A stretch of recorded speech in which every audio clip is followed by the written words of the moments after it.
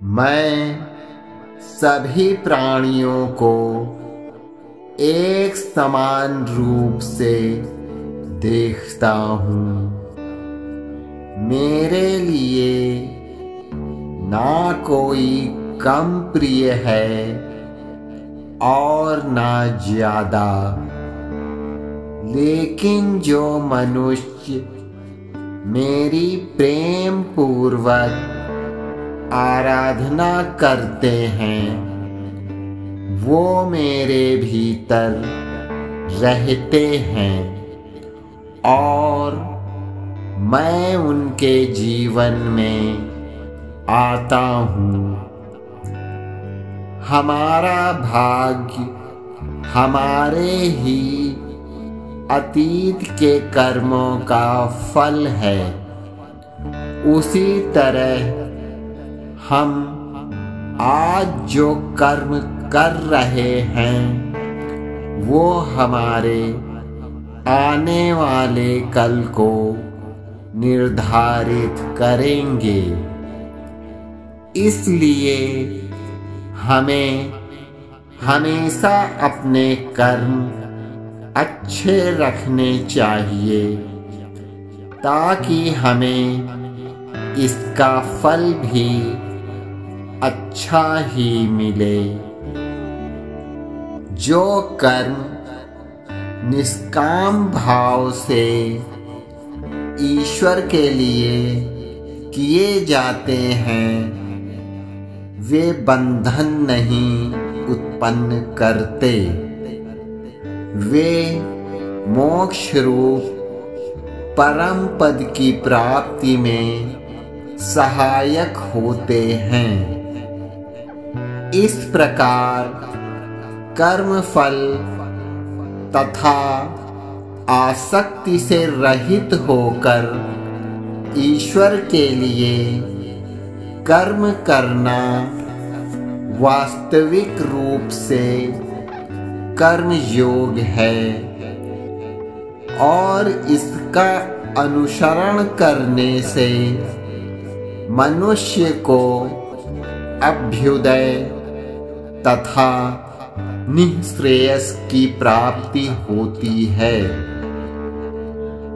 अच्छे कर्म वो होते हैं जिनको करने के बाद आपको ना तो भय लगता है और रात को चैन और आनंद की नींद आती है।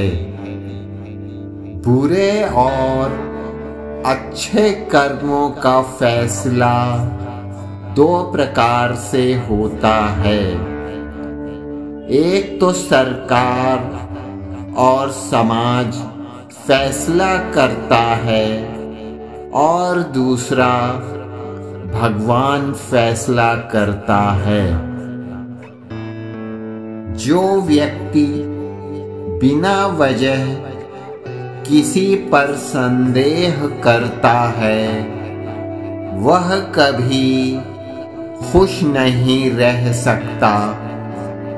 संदेह करने पर रिश्तों में कड़वाहट पैदा होती है।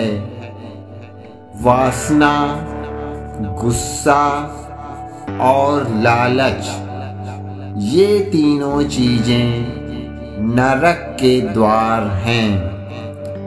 अगर आपको सुखी रहना है तो आपको इन तीनों चीजों से दूर रहना चाहिए।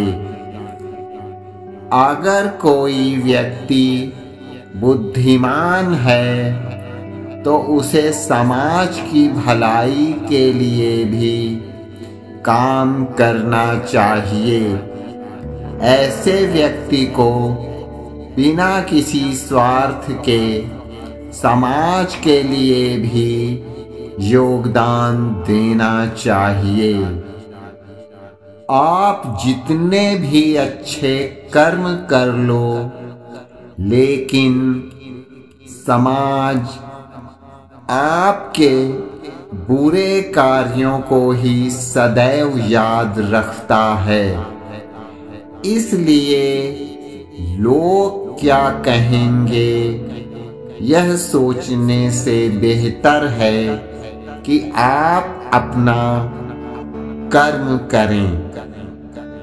जिंदगी में हम कितने सही हैं और कितने गलत हैं, यह केवल दो लोग जानते हैं, एक परमात्मा और दूसरी हमारी अंतरात्मा।